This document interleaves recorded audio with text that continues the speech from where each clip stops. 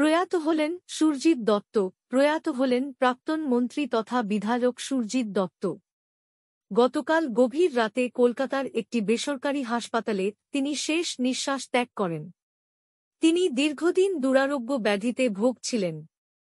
বুধবার দিন তাঁকে আগরতলাস্থিত বেসরকারি হাসপাতাল থেকে উন্নত চিকিৎসার জন্য কলকাতায় পাঠানো হয়েছিল।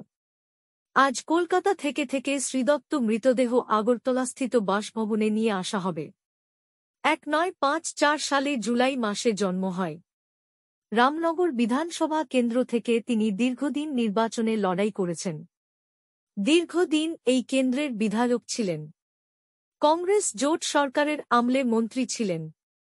একবার তিনি বামফ্রন্টের প্রার্থীর কাছে পরাজিত হয়। পরবর্তীতে তিনি আবার এই কেন্দ্র থেকে নির্বাচনে লড়াই করে জয়ী হন। উনার মৃত্যু সংবাদ এলাকায় ছড়িয়ে পড়লে সর্বত্র শোকের ছায়া নেমে আসে।